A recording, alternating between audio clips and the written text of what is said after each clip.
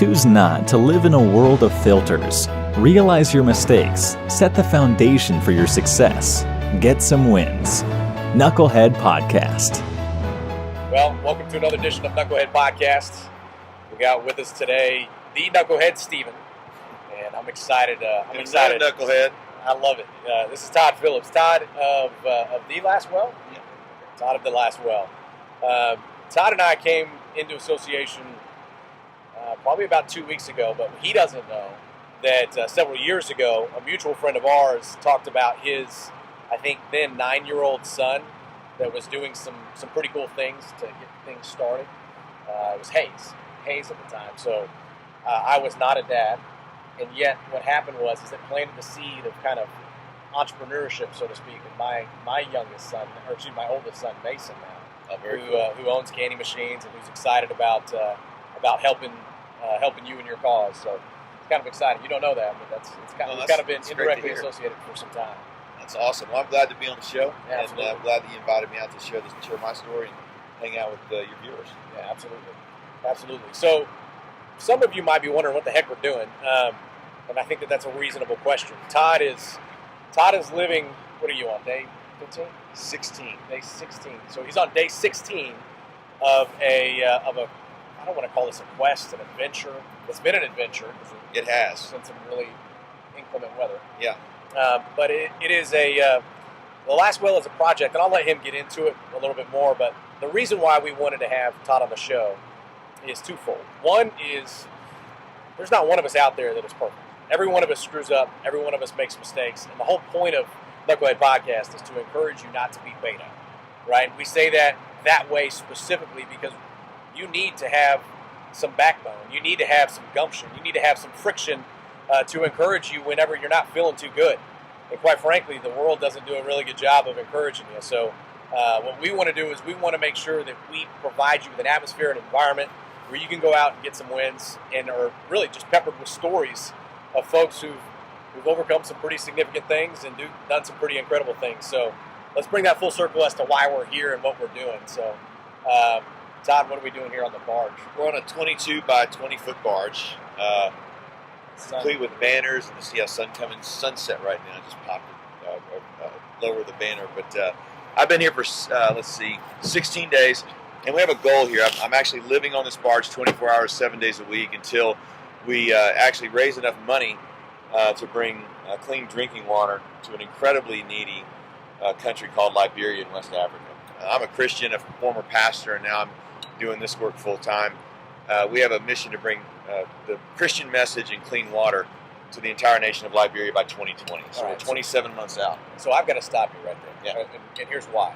When you say Christian, in today's world, what happens is people shut off and they start going, all right, this guy's going to be preachy. He's going to tell me what to do. He's going to tell me how wrong I am. Sky Daddy's, running the whole thing here. So I don't even want to pay attention to it. Sure. So my encouragement for those of you who are listening is to just wait a second. Just wait a second. It hasn't always been that way. Oh, no. So the reason why we call this Knucklehead, or the reason why we have people to share their story, is because things have changed. Yeah. How was it that you came into being a Christian? That's what I'm curious about. Well, there's a whole long story behind it, but sure. How long is this show usually, by the way? About 20 minutes, yeah. So I'll just give you the very short version of it, but it's an important one to share. I didn't grow up in the church. I didn't believe there was a God. I didn't have any clue whether there was or wasn't. I guess you called me an agnostic. Yeah. Until about the age of 24, and then I found myself in Colorado, in Denver, living with this beautiful girl. It was a physical relationship. That was it. We didn't have anything in common other than that. We were living together. We owned an adult business, a strip club up in Denver, and she and I owned that together, and we were about to open another one in Phoenix, actually. And in the middle of all that, living with this girl in this physical relationship, owning the strip club, and going down that route, after a tremendous number of years of drugs and alcohol, and just a really challenging point in my life, I woke up one morning around 2 o'clock, and I never wake up in the morning. I never wake up at night. I always sleep straight through. Yeah. So this was one of those really unusual moments, like, wow, I'm completely wide awake at 2 o'clock. So I went in the bathroom, washed my face off. I'm not sure even why I did that. That's not normal. Just washed my face off, looked in the mirror, and I remember looking in the mirror, and I remember saying, you're a shell of who you used to be.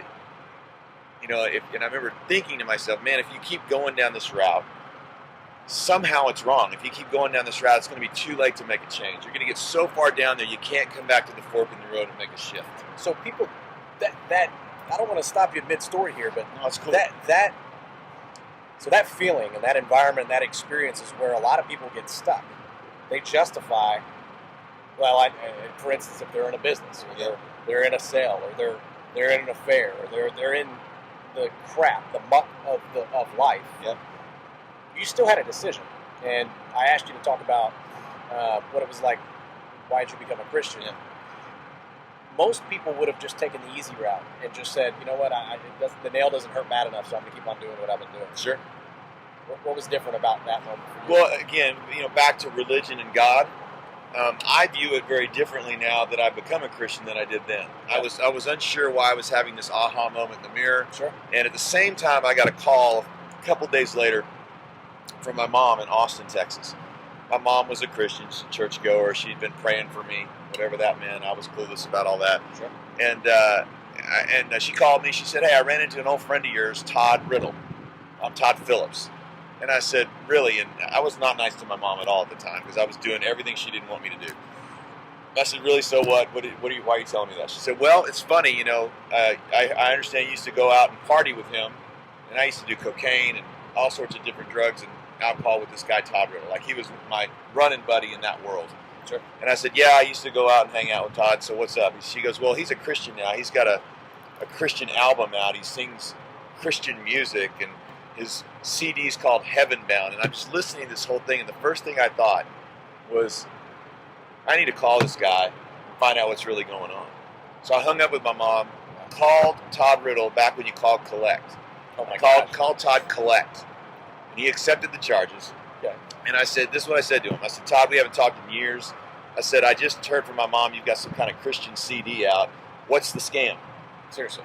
Yeah, I said, how are you bilking money from the church?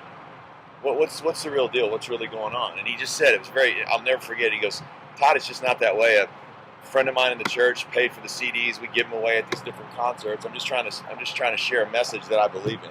And he just sounded different. And I was like, wow, this is crazy. So I ended up talking to him for a month over the phone. Called him collect every time, by the way. He ever bill you afterwards? No, I told him. "Hey, this is my buddy. Here's a bill for those." Well, no, here's the deal. The whole thing was I was sick. I figured, you know what? If he doesn't accept my collect call, then he's not a good Christian anyway. Yeah. So I was testing him everywhere I could. Wow.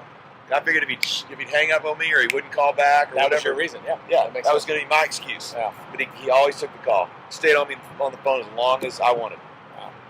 That's pretty incredible. So, all right, so it's interesting, that story, and all of you who are listening, and I've had this conversation with a couple people before. When people think of alpha, when people think of kind of that old, almost old-fashioned definition of, this chauvinistic jerk, kicking in doors, shooting guns and being a womanizing prick.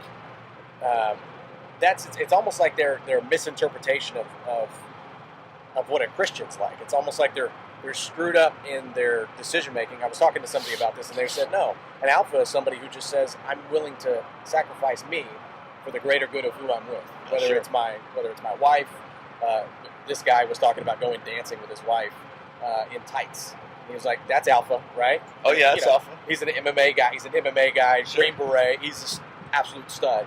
And so what he was trying to do was he's trying to get people to think differently, Yeah. right? And just get people to get out of their own way in some cases. Well, alpha was this guy staying on the phone with me, Yeah, sacrificing absolutely. himself, Yeah. pouring himself out on my behalf. Man, that's what it's all about. Yeah, absolutely. So in today's world, in today's culture, especially with a cause like with what it is that you're doing. I mean, we can go back to Todd here in just a second. Sure. But in that moment, or excuse me, in today's moment, what do you see as the biggest difference between Christians who are tone deaf and people who are who maybe wouldn't perceive to be Christians but are still giving? Like, isn't there a component of giving that sometimes Christians just fall short on, and people who are non-believers actually go out outperforming in that realm? Yeah, absolutely. I'd say within the Christian culture, if you look statistically, the church gives a lot, but America as a whole gives a lot. Yeah. So there's not a which I think there should be, there's not a marked difference between the non-believing truck driver working 40, 50 hours a week that never goes to a church and the attorney Christian who goes to a really upscale church in a nice community. Yeah, sure. As far as their giving habits are concerned. Interesting. So the average person gives about 2% of their income. Okay. And that's a. I have to wave at this boat when they go by. I'm on a barge. They ask me to do it every time. Got to do it. So sorry. Got to play to the audience. Yeah. No, I understand. Yeah. So I think there's a big challenge. I think one of the things that I tell people when I was preaching and I was a pastor, so I would teach every weekend with these churches. I would say, look, man, life is not about taking all you can get. That's a lie. It's about giving all you've got. It's about pouring yourself out. And what's even crazier is it's about pouring yourself out and expecting nothing in return. So you just touched on the point that's why most people don't. They feel like, not most people. That's why most people that I've talked with that have failed, and they want to hover over the topic of why they failed. They want to look backwards as opposed to looking forwards. And the encouragement here is obviously you got to go out and get some wins. So giving and not expecting something in return. Yeah. Before you called Todd, before you talked with Todd, was that even a possibility? No. Why? Because it's life's transactional. You get something for what you give. So if somebody gives, they get credit for their company. Yeah. And that's fine. There's nothing wrong with that. But the what I call the IMAX life that we're all supposed to live. I think most people are living a little 3.5 inch. If you guys are old enough to remember the little black and white photos out of your Kodak, I think most of us are living a life of a 3.5 by 5 inch black and white, and we're supposed to be in this 3D immersive IMAX kind of experience in life, and we just never get to this. And we don't because we're not pouring ourselves out. It's all about giving. It's about sacrifice, giving, service, lifting other people up, leaning into tragedy and trial in other people's life. That's what makes life passion-filled and purpose-driven. And ironically, the world says, no, you run away from all that, right? You stay away. I don't need your mess because I got enough problems of my own. Yeah. But I'll say this, so it's a weird statement, but I call it God's economy. If I try to stay away from you and keep my own junk, it's heavier than if I lean into you and share yours with me because you're sharing mine with her, and it gets lighter for both of us. Yeah. It's crazy. It is. Again, the world tells you that's an absolute lie, but they're lying to you the whole way. So there's going to be some listeners that have questions, right? There's going to be some listeners that maybe you're hearing this message for the first time, and just like you're on the phone with Todd and you're getting to a point. Talk us through some of that transformation and what took place, or what was the breaking point where you decided, all right, tell me how this goes. Yeah, so we talked for a month. I'd call him 2 or 3 times a night. I'd call him names. I'd curse and swear at him. I'd hang up on him several times and call him back. I mean, I was just an asshole to him, and he just kept taking it. And I was like, this is ridiculous, And so I learned later on that he's talking to his buddies, going, "Hey, that Phillips guy's calling me, and I don't know if I can take it anymore." And they're like, "Just hang in there. Wow, something's happening here, right?" So the last night, it was about 30 days, 35 days into it. He said, "Listen, man, every time I tell you I want to pray with you over the phone, you hang up on me." He says, "So before you hang up on me," he goes, you've heard everything about the Bible. You've heard everything about who God is, that He's real, that He sent His Son Jesus to die for you. All these things that He shared with me about Christianity. He goes, it's real, and you know everything. You've heard it dozens of times in the last month. I want you to go take my CD I sent you, because he sent me one of his heaven-bound CDs. He goes, take the wrapping off of it. But what he didn't know, and this is crazy, what he didn't know is that I had taken the wrapper off of it about a month before when I first got it. I had it in my little tan box, my boot box, every night, and I'd memorized every song. Wow. So he didn't know that. And that night he said, take the wrapper off the CD, get your keys, go in your car, put the CD in your CD player, hit repeat, go out on a hillside and go talk to God. He goes, I know that sounds nuts, and it may sound crazy to somebody watching right now, right? Maybe. But it's like 2 o'clock in the morning. He's like, go do that, and then do what he says, and then if he tells you to blow it off or doesn't show up, then don't worry about it. If he does, then you'll be transformed, but I've told you everything you need to know. So I said, no way. I said, I'm effing off this phone, and I hung up. And I got the CD, I got the keys, I walked out the door, I went in the car, I put the CD in. He went to bed thinking that it was over. I put the CD in, hit repeat, went on a hillside, and went and talked to God. And I had the most transformative experience in my entire life that night. I met God personally. I started a relationship with Him. The burden of my life, the forgiveness that came from that, all happened that moment. And I started a real, eternal, and ongoing relationship with the living God. Yeah. I know that can sound crazy to people, but that's how I'm living my life now. And that's why I'm on a barge, and that's why I'm happy about it. Yeah. Like there's a joy that comes with this whole thing. It's just it's indescribable. Well, the thing that's indescribable that I feel is important to hover over here is so when you're encouraged in a society or in a world where, first of all, you have to go to the school that we go to, the school system that we go to it's measured in A's, B's, C's, and then a lot of us who grew up, especially in my generation, grew up with divorced parents or the single mom homes or step parents that violated their trust at one point in time. So there wasn't a worldly representation of what is available to us in our relationship. So sure. There's this perfection standard, and then there's also this falling short standard that is constantly the example that's provided in some cases. How would somebody who's got questions the way that you had questions overcome that if they don't have a physical, worldly example of somebody to talk with? Well, I got a couple ideas. I mean, there's a lot of information online right now. Sure. It allows people to go find stuff. Unfortunately, there's a lot of bad information online. There's a really great website you probably know about it, gotquestions.org. You know about that at all? No. Gotquestions.org. And basically what it allows you to do is go in there with a lot of very strong, biblically sound theologians and scholars who have written articles really easy to read, very chill for anybody, right? Person, Christian, non-Christian, Buddhist, Muslim, it doesn't matter. It's a Christian perspective on different topics. And whatever question you've got, it doesn't make any difference. Why does the sun rise in the east? Or is divorce okay? Or I've always heard the Bible's perfect. Is it really? I mean, just pick a question. Yeah. And then there's this way you go in there, and there's all these articles that are really easy to read that just allow you to kind of go, okay, I don't need to sit down with somebody at lunch. I'm just going to go hang out on my own for a little while. Sure. Yeah. And that's a great way to do it. Curating material is it's an interesting way to allow people to passively go through it. Yeah. Come to their own.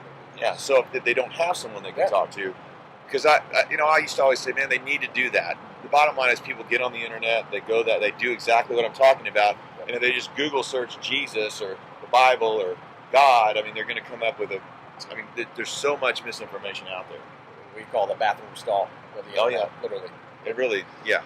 So that's one place. I mean, I've got several that I love to go to, but that's a great intro. It's a doorway into a very reliable source of, if you want to know what Christianity is, who this God is that we're talking about, that's where you can go learn more about that. So why would somebody then who's living in Colorado, going back to Austin, because you went back to Austin then, right, before you got to... Yeah, so it started that relationship with God. I would say, I became a Christian, and moved out almost 2 weeks later from this girl I was living with, gave her the business, gave her the money in the bank. There was just this revelation in this aha moment that everything I was doing was not where I was supposed to be. So I walked away from it. Got a friend of mine to drive me home. I gave her the car.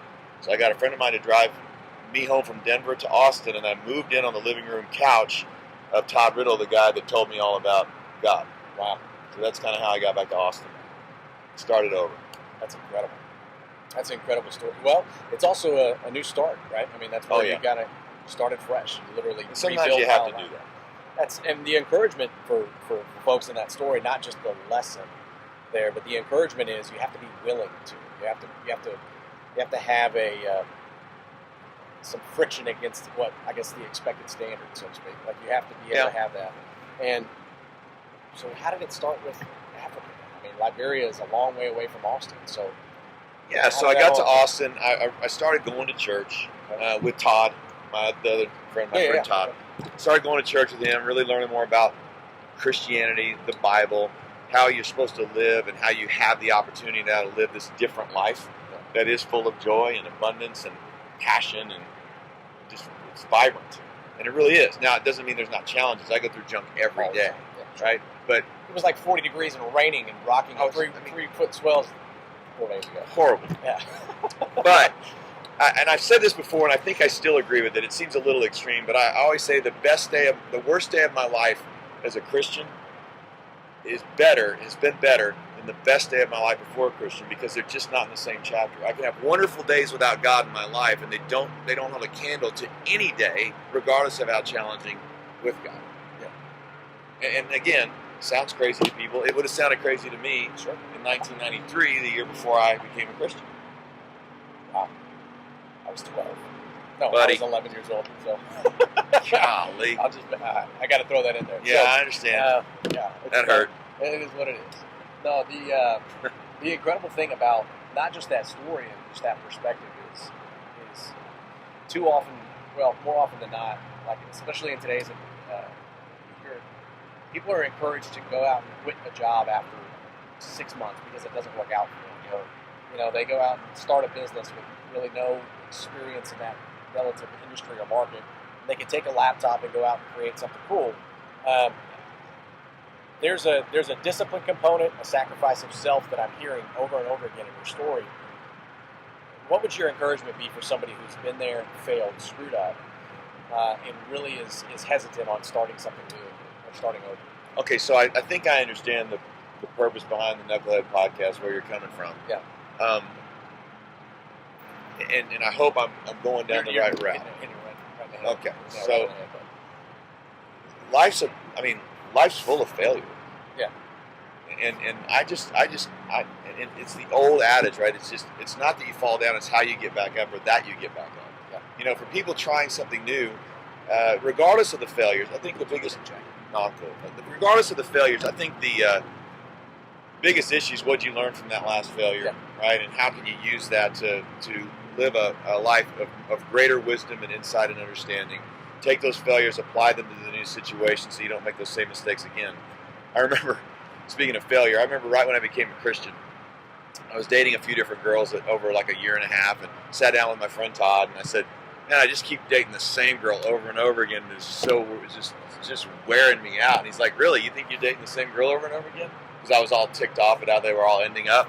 And I said, yeah. And he goes, every single one of the girls, these 3 or 4 girls that you've dated in the last year and a half, every one of them is utterly different. None of them could even be remotely the same. The only common denominator in those messed up relationships is you. Wow. And I was like, okay. So it was like I wasn't learning from my failures. Sure. Yep. Right? And so whether it's a new business or relationship or whatever, it's taking the time to reflect back on those failures and really sink yourself into, swim in the reality of what was going on there. Don't shy away from it. Lean into it. Learn from it. See it from different angles. Talk to people who you respect and trust their wisdom and insight. What happened here? What am I missing? What can I learn from that? And take those truths to that next thing, that new idea that you're going to. Absolutely.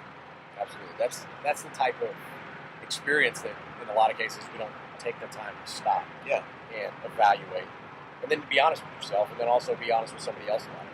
Yeah. So that's some incredible wisdom in that message right there. So for lack of a better, we're essentially right at 22 minutes. There you go. I mean, so okay. Before we sign off, how can people find you? I mean, people can type in thelastwill.org. They can go there. Sure. How do people get in touch with you? You can go to my Facebook page. I do videos on there, teaching videos just to keep me involved. I still want to teach and share wisdom and insight. So you can go to the Todd Phillips on Facebook, and then you can also just go to toddphillips.com. I've got a website. I do high performance coaching for individuals and business owners and stuff like that, but it's from a Christian perspective. I don't do it much anymore. I do it more in a group setting because this is my passion, but they can find my videos and a lot of information on toddphillips.com. Very good. You heard him there, folks. So that means you have a social media website. So Facebook, toddphillips.com. Yep. Toddphillips.com. Two D's, T-O-D-D. That's right. Phillips with 2 L's. That's right. And then thelastwill.org. thelastwill.org. So you can listen to Knucklehead Podcast. Every Tuesday we come out with new episodes. We appreciate you taking some time. Remember, we encourage you, don't be beta. Okay? Be willing to go out there and be an alpha. Get some wins. And go out there and make it happen. Love it. Todd, appreciate your time, buddy. Thanks, man. Appreciate you. Yeah. See you. See you guys.